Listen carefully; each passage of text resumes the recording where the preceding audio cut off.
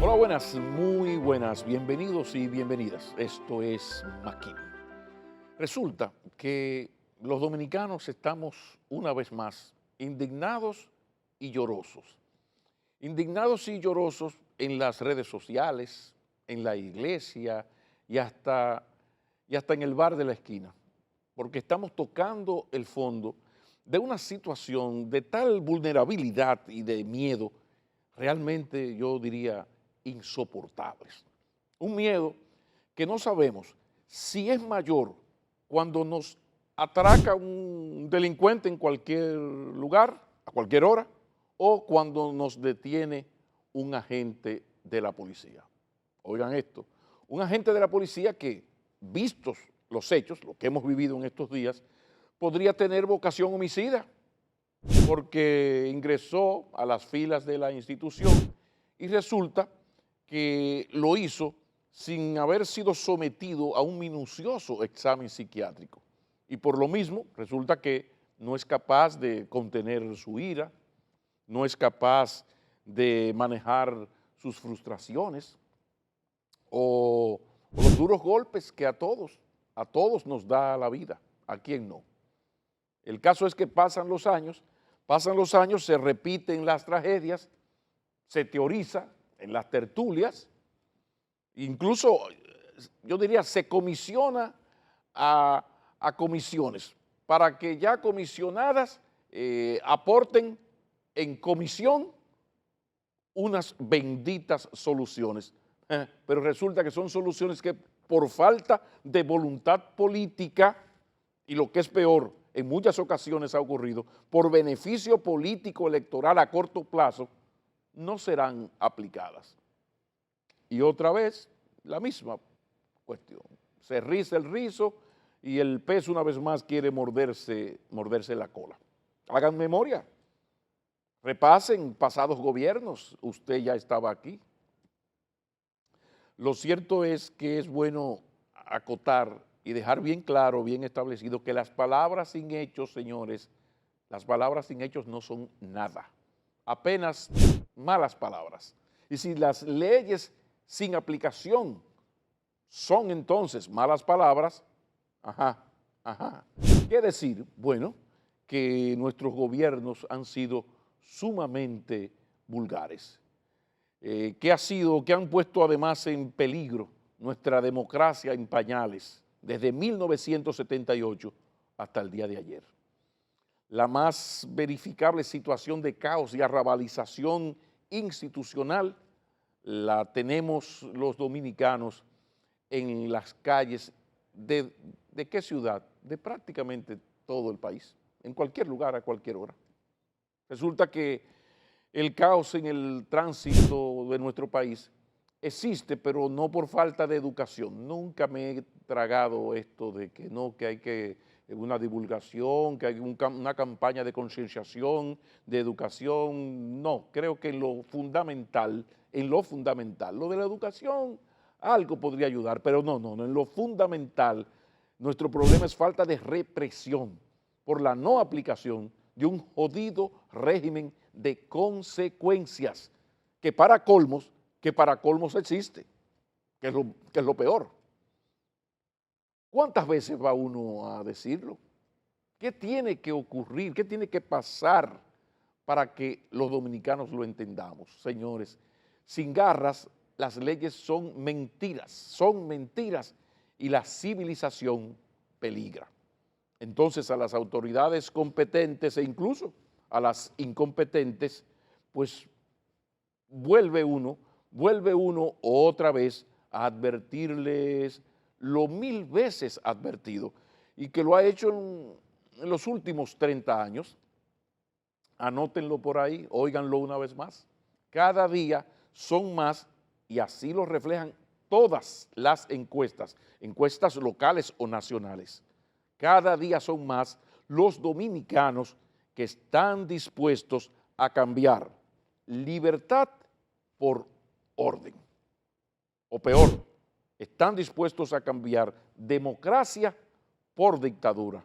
Y esas, mis amigos, esas sí que son palabras mayores. Vamos a la pausa, y cuando retornemos conversamos con el embajador Josué Fiallo, presidente del Consejo Permanente de la Organización de Estados Americanos. Ya regresamos. En primer lugar, pues la promoción y la protección de los derechos humanos. En el contexto actual de estos últimos 2 años, pues la pandemia ha tenido un efecto muy peculiar, sobre todo en el acceso a los derechos económicos, sociales y culturales de los ciudadanos de las Américas, y nos estamos enfocando principalmente en ese tema.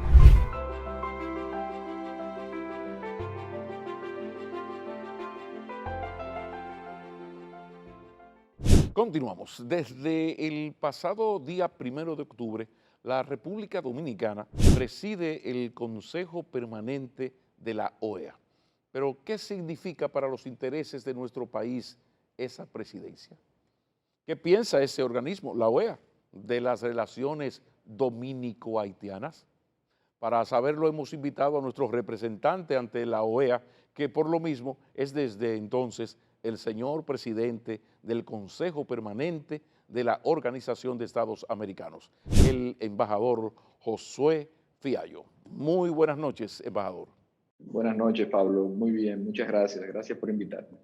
Vamos a ponernos didácticos. Esta presidencia del Consejo Permanente de la OEA, ahora en manos de la República Dominicana, ya hablaremos en qué consiste, pero me gustaría, por un asunto de ubicar a los amigos televidentes, que nos expliquen en qué consiste el Consejo Permanente de la OEA. Está la Asamblea General, pero específicamente el Consejo Permanente, ¿en qué consiste? Sí, mire, el Consejo Permanente de la OEA es la reunión de todos los representantes de cada uno de los países que integran la organización. Y luego de la Asamblea General, pues es el órgano político de mayor nivel en la organización y tiene diversas funciones. Entre ellas, las principales, digamos, que tiene que ver con el mantenimiento de las relaciones amistosas entre los estados, darle seguimiento al cumplimiento y la observancia de las normas que regulan el funcionamiento de la Secretaría General.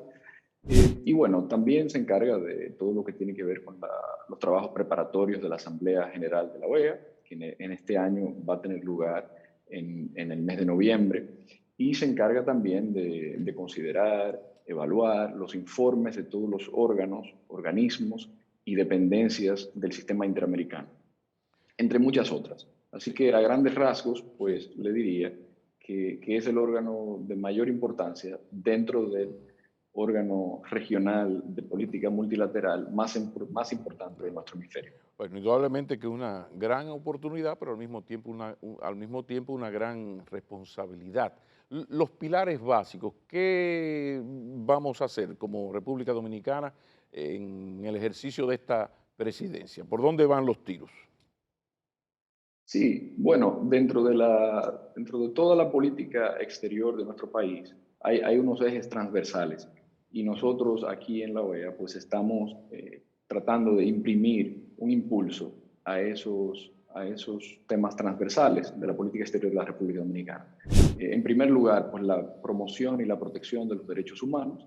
En el contexto actual de estos últimos 2 años, pues la pandemia ha tenido un efecto muy peculiar, sobre todo en el acceso a los derechos económicos, sociales y culturales de los ciudadanos de las Américas, y nos estamos enfocando principalmente en ese tema. En segundo lugar, pues la promoción y el fortalecimiento de la democracia. La OEA ha jugado un papel estelar en nuestro hemisferio en la promoción y la consolidación de la democracia representativa como un pilar fundamental de nuestra región. Y en ese sentido ha jugado un rol que República Dominicana entiende que debe valorarse, fortalecerse y profundizarse aún más. En tercer lugar, está el tema de la protección del medio ambiente. Nosotros como un estado insular, sujeto a los vaivenes de la naturaleza y en este caso potenciados por el cambio climático, pues estamos haciendo énfasis en una serie de discusiones para mejorar la capacidad de respuesta, la resiliencia ante los desastres naturales y de una manera u otra acercarnos también a otros países que tienen condiciones similares a la nuestra y que históricamente hemos estado un poco distanciados, como nuestros vecinos caribeños, al compartir estas amenazas comunes, estas problemáticas sobre el medio ambiente, pues nos permite insertarnos en una dinámica de conversación productiva y estrechar los lazos con ellos. Sí. Y por último, obviamente, no menos importante, en este periodo, pues, coincide con la conmemoración del Día Internacional de la No Violencia contra la Mujer en el mes de noviembre, en nuestra presidencia, y para la República Dominicana el tema de equidad de género, la disminución de los altos niveles de violencia contra la mujer son fundamentales y por ende también impulsaremos una discusión sobre las políticas en el hemisferio para ir mitigando esa situación y también una discusión sobre la participación y el empoderamiento de la mujer en la sociedad actual. Una cosa interesante, importante, es que siempre se ha dicho que los dominicanos vivimos de espaldas al mar, pero no solo al mar, sino también de espaldas y alejados de vecinos sumamente geográficamente cercanos, pero culturalmente no se comparte. El dominicano no conoce muy bien nuestras relaciones, por ejemplo, con Jamaica, para poner un ejemplo. ¿Se puede trabajar un poco ese aspecto de acercamiento, de unidad? Sí, de hecho, uno de los pilares dentro de la política exterior de nuestro país es el restablecer o reset las relaciones con el Caribe, con la comunidad del Caribe, CARICOM. Como usted bien dice, históricamente, pues no es que hayamos vivido de espaldas, es que las realidades nos han puesto en posiciones distintas. Okay. El idioma es una barrera inicial. Segundo, el pasado y la historia colonial fue distinta. Y durante mucho tiempo, como usted dice, pues no hemos logrado establecer un marco común de conversación. Entonces, hace muy poco tiempo, el canciller Roberto Álvarez ha explicado la dinámica de, primero, abrir relaciones con países del área con la que no lo teníamos. Por ejemplo, hace un par de semanas se han firmado las relaciones diplomáticas entre Grenada y la República Dominicana, un país cercano de nuestro entorno inmediato con el que no teníamos relaciones diplomáticas. Y se ha encomendado pues a nuestros embajadores en algunas de las islas, porque no tenemos embajada en cada una, a que, bueno, asuman las concurrencias en aquellos países donde no tenemos representación y participación. Primero, para darle seguimiento a nuestra diáspora. Hay muchos dominicanos que viven en las islas, que ameritan de asistencia, que ameritan de una atención particular por parte del Estado para trámites sencillos, de tipo consular, pero ya para situaciones complejas también. Eso en primer lugar. En segundo lugar, el tema de las relaciones comerciales de nuestro país. Tenemos que ampliar nuestro horizonte de mercados para colocar los productos y poder tener un intercambio fluido que nos permita también mejorar nuestra condición. Y por último, obviamente, que es importante tener relaciones cordiales, de buena vecindad y encontrar puntos en común, porque son países que junto con nosotros participan en los organismos multilaterales donde las decisiones se toman de manera colectiva. Y para poder incidir y poder generar sinergias en esos organismos internacionales, pues necesitamos ser parte de una comunidad. Y eso es muy importante en este momento y lo será en el futuro cada vez más debido a la interrelación que tenemos que tener obligatoriamente. Por más y por más de una razón, pero la OEA es un organismo intergubernamental, no supranacional. ¿Usted podría explicarnos en qué consiste la diferencia, por favor? Sí, claro, no. La OEA, su carácter intergubernamental es porque los gobiernos están representados. Y Exacto. ahí, bueno, es un punto de encuentro, de conversación para coordinar, para articular. Contrario a un organismo supranacional, donde desde el punto de vista teórico, los países ceden competencias a ese órgano superior y ese órgano superior toma decisiones por los estados.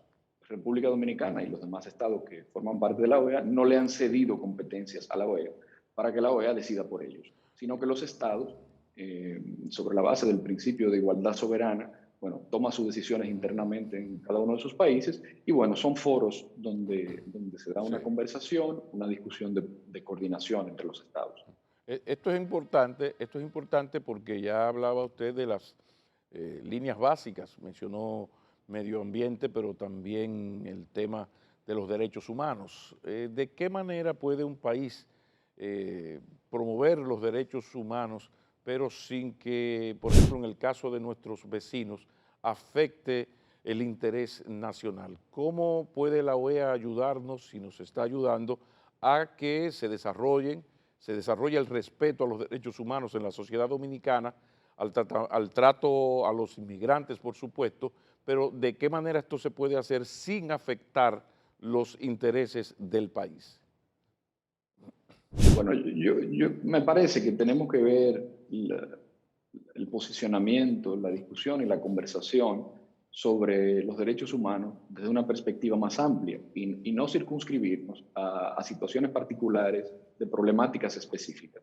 Entonces, vamos a ver, el Estado Dominicano reconoce como un fin fundamental la protección de la dignidad de los seres humanos y lo que se desprende de ella. Entonces, en ese contexto, existen unos mecanismos, algunos legales e institucionales dentro de nuestro país y otros fuera de nuestro país.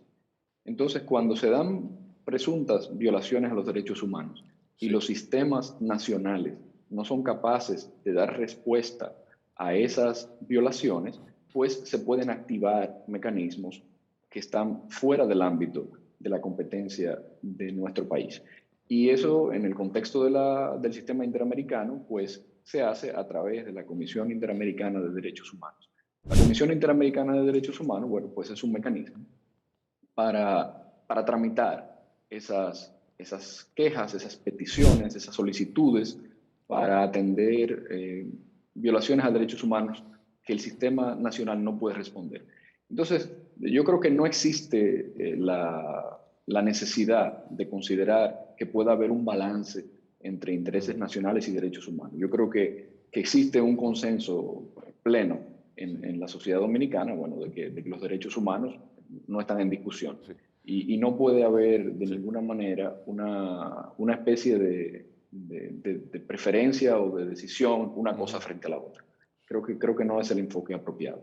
La preocupación persiste en lo que tiene que ver con los derechos humanos por el problema de la masiva inmigración que tarde o temprano algún día va a conducir a deportaciones. Entonces, en ese sentido, quizás es bueno recalcar lo que pregunté y su respuesta. O sea, la OEA y la Comisión de los Derechos Humanos es intergubernamental. Al no ser supranacional, esa corte hace sugerencias o puede imponerse a la voluntad y a la política del gobierno en tal o cual tema, específicamente en esto de los derechos humanos. ¿Se puede imponer? No, tenemos que diferenciar. El sistema interamericano de derechos humanos Sí, tiene varios componentes. Un componente es la Comisión Interamericana y otro componente es la Corte. Son dos instancias distintas. exacto. Una lidia con las peticiones y las solicitudes y luego las puede canalizar a la Corte cuando hay ciertos motivos para ello. Pero quiero referirme específicamente al tema migratorio y nuestra relación particular con Haití. Mire, hay temas que son del dominio reservado de cada Estado. Y el tema de la política migratoria está consignada en la legislación nacional. Bueno, la Constitución tiene un marco general y luego hay una ley general de migración que tiene ya casi unos 20 años.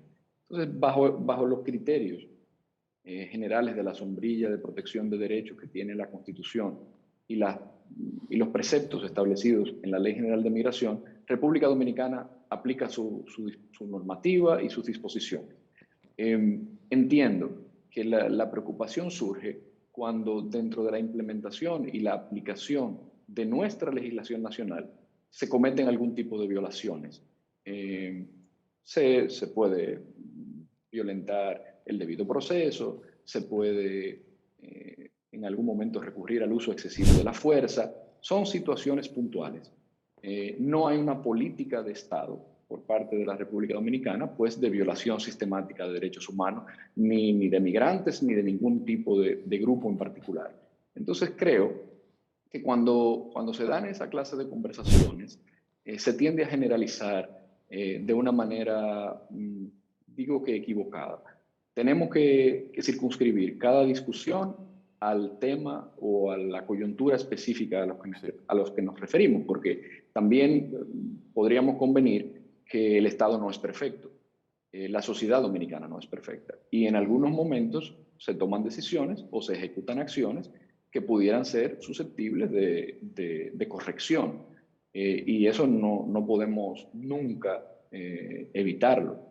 Yo creo que la madurez y el crecimiento incremental que va teniendo nuestro Estado le permite llegar a un punto en el que en algunos momentos tenga que reconocer que se ha equivocado, que ha cometido errores, y en otros momentos tenga que defender posiciones porque se nos puede acusar también de manera abusiva, se nos puede acusar sin fundamento, y el Estado ahí también tiene que defenderse y presentar sus argumentos y presentar las explicaciones del lugar para justificar una decisión o una acción que haya tomado.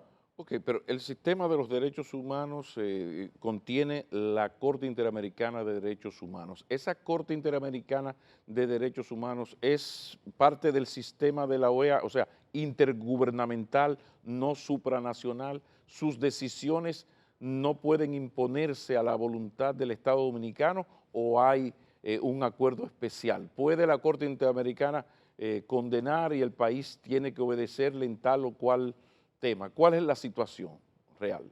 Bueno, actualmente la relación del Estado dominicano con la Corte Interamericana es una situación particular debido a una sentencia del Tribunal Constitucional de hace un par de años que declaró la inconstitucionalidad del instrumento de adhesión a la competencia compulsiva de la Corte que se hizo en el año 1997, 1998, si mal no recuerdo. Entonces creo que hay un tema ahí que está pendiente de definición interna por los órganos políticos de nuestro país, y eso ya es una discusión que escapa a mi Sí. competencia. El tema haitiano, ¿cómo se ve desde la OEA y cómo ve el presidente del Consejo Permanente de la OEA la situación, la delicadísima situación, el drama haitiano, para decirlo de alguna manera? ¿Cómo se ve Sí, desde allá? miren, lo primero es que aquí, desde la misión dominicana, es un tema prioritario del día a día. Eh, y las instrucciones que recibimos de nuestra Cancillería es mantener el impulso y lograr sinergias para que la conversación sobre la situación en Haití esté siempre presente en los temas que son de interés nacional, pero también evidenciar pues, cuáles son las situaciones estructurales que afectan a Haití que pueden tener una repercusión no solamente en República Dominicana de manera bilateral, sino en toda la región. Y ahí le puedo decir que ciertamente hay una preocupación colectiva sobre diversas situaciones. Lo primero es la situación de seguridad en Haití. Hay un deterioro progresivo desde que fue evolucionando la presencia internacional en Haití, luego de la MINUSTAH, la MINUYUS y ahora la BINU, a medida que ha ido evolucionando ese proceso de participación de la comunidad internacional para estabilizar Haití, pues la participación en temas de seguridad, contingentes militares, policiales, fue disminuyendo hasta quedar en una oficina civil completamente hoy. Por ende, primero, la seguridad es un tema fundamental. Es un tema que tiene que ver directamente con la seguridad nacional de nuestro país, Claro. pero afecta directamente a otros estados también por la fragilidad de su sistema. En segundo lugar, está la crisis humanitaria que durante las últimas décadas pues, se ha ido agudizando. Pues la situación de inseguridad alimentaria, las precarias condiciones en las que vive su población en cuanto a acceso a agua potable, a servicios básicos, y bueno, una serie de situaciones que están consignadas en decenas de informes de los organismos internacionales y que con la pandemia del COVID-19 han venido a acrecentarse. Eso es lo segundo. Lo tercero es la fragilidad institucional y la precaria situación de la democracia haitiana. Durante los últimos 2 años no ha habido elecciones en Haití. Debió producirse un proceso electoral en octubre del año 2019 que no se pudo organizar por la incapacidad y la falta de consensos dentro del país para lograrlo. Se pospusieron para marzo del año pasado, llegó la pandemia y la pandemia entonces trastornó esa posibilidad también de tener elecciones parlamentarias. Luego se planificaron las elecciones para septiembre de este año y desafortunadamente se precipitó otra crisis con el magnicidio del presidente Jovenel Moïse hace poco tiempo. Entonces ahora nos encontramos en una situación donde la democracia haitiana pues está en otro escollo.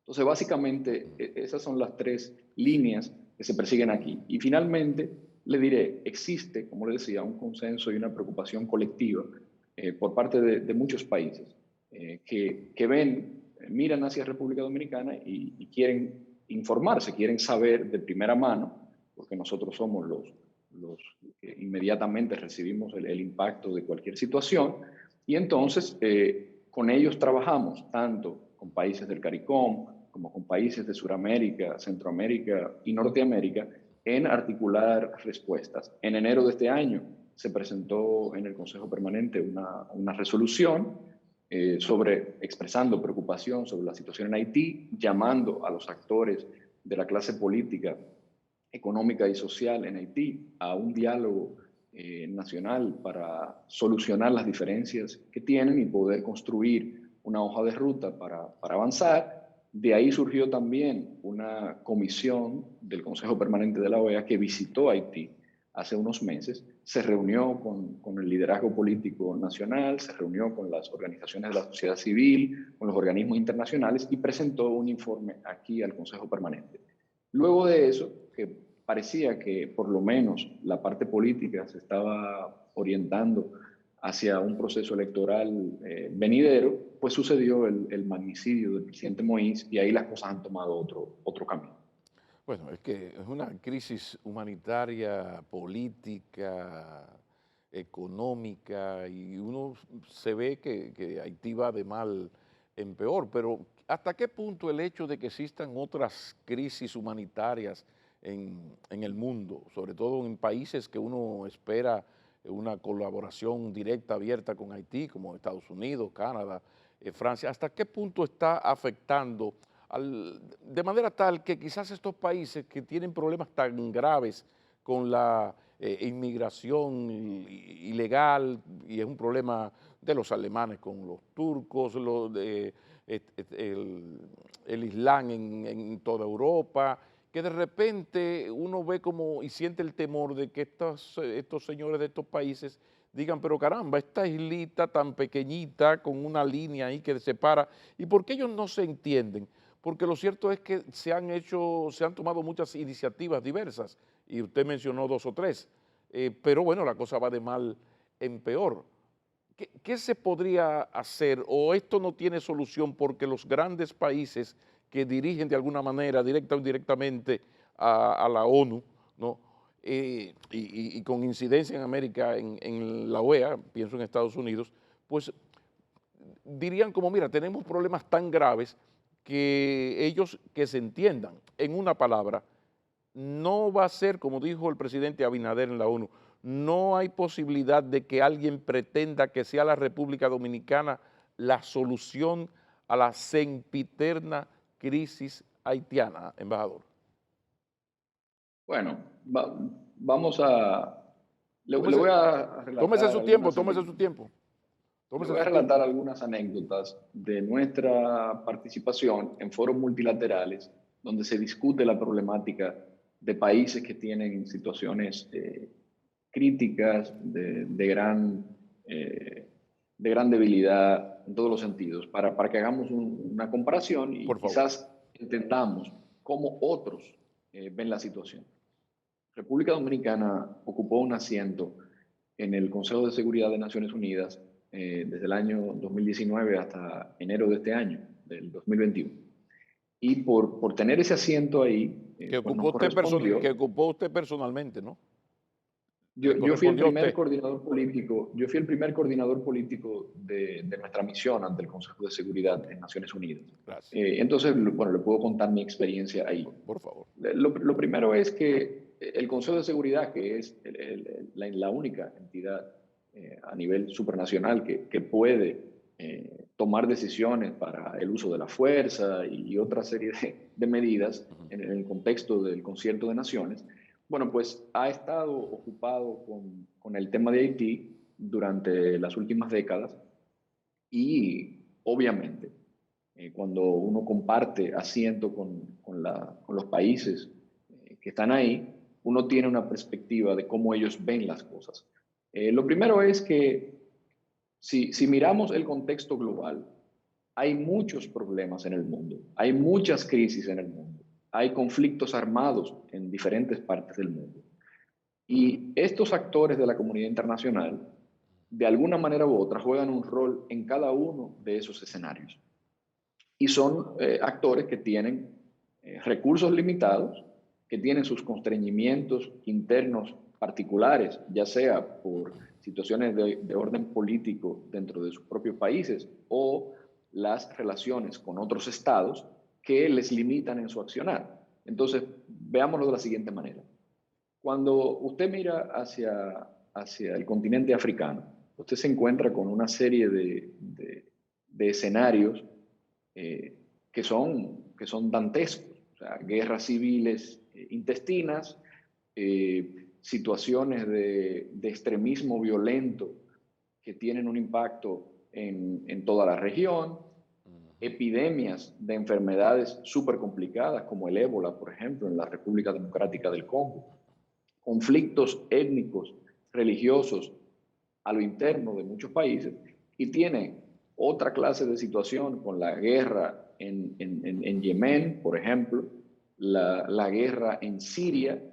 En algún momento cuando nosotros estábamos allí también estaba todavía vigente el Estado Islámico con una presencia en Irak y en Siria que consumía la atención de la comunidad internacional.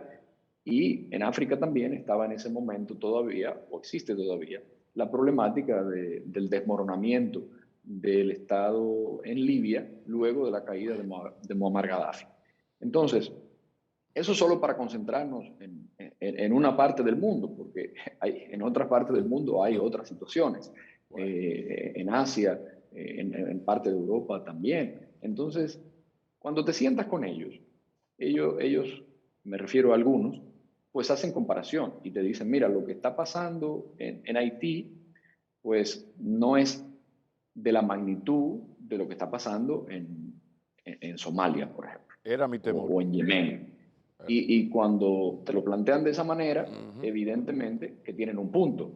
La crisis, la gravedad de los conflictos, bueno, pues tiene niveles. Y dentro de los grados de complejidad, los grados de dificultad, pues algunos ven que lo que hay en Haití es un problema de orden político, de orden económico, y que no reviste la alarma que revisten esos otros problemas en diferentes partes del mundo. Entonces, ¿cuál es el papel?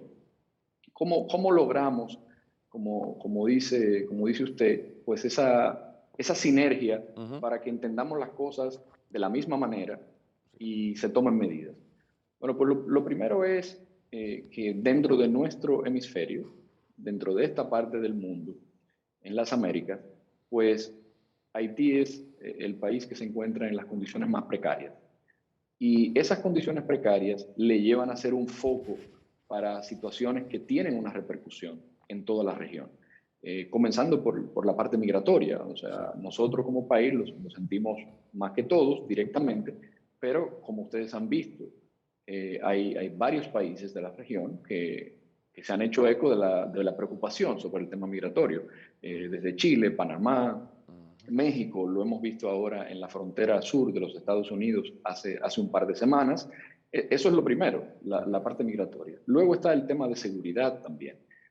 Un Estado que no tiene control pleno sobre su territorio, pues se generan ahí las condiciones para que grupos organizados, para que las pandillas que en algún momento controlaban pequeños espacios dentro de los barrios, pues vayan creciendo y convirtiéndose en grandes empresas criminales que luego se van dedicando eh, a diferentes actividades del crimen transnacional, el narcotráfico, el tráfico de armas, el tráfico de personas, y eso incide directamente, obviamente que primero en República Dominicana y luego en los demás países.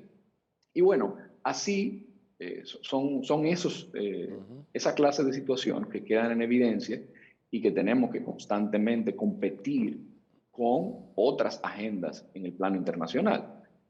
Por la magnitud de la crisis migratoria, por ejemplo, en otros países, no siempre se ve a Haití como la preocupación que tenemos nosotros.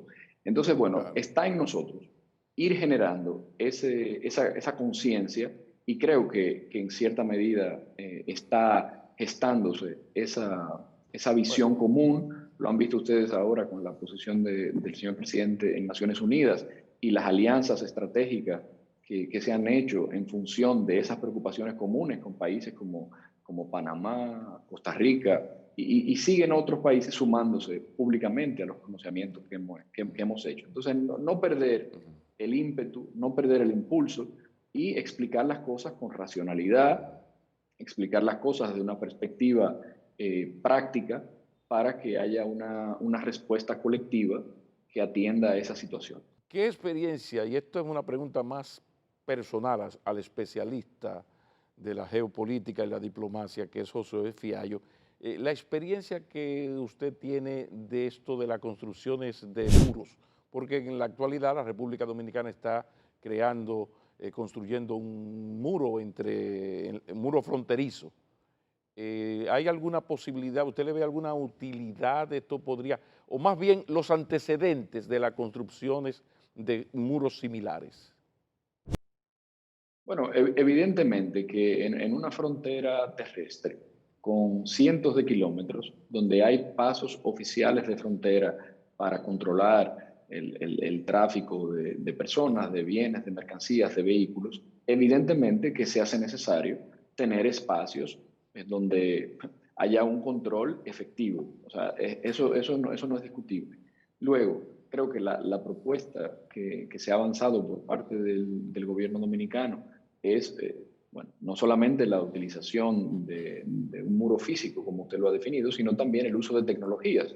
Y hay diferentes tecnologías que pueden ayudarnos bastante por diversas razones. Primero, para el tema de personas, el uso de la tecnología biométrica es fundamental para identificar a las personas, independientemente de que eso tenga alguna consecuencia inmediata para los fines del futuro Sí. y de los registros de seguridad nacional de nuestro país, tener una base de datos con las personas que cruzan la frontera. Igualmente, con las cámaras de seguridad para captar el tráfico de personas, la identificación y los lectores de placas para determinar los vehículos que cruzan y que vuelven a nuestro país.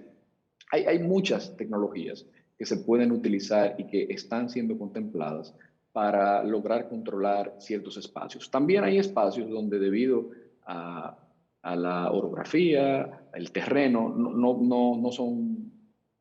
no tienen la vocación para poner el mismo tipo de control. Y ahí, bueno, entonces ya se utilizan otros equipos, se utilizan los drones, se utilizan las patrullas móviles del Cuerpo Especializado de Seguridad Fronteriza. Y bueno, la idea siempre va a ser que tiene que haber control, porque necesariamente no podemos continuar con un tráfico de personas y de mercancías de manera irregular.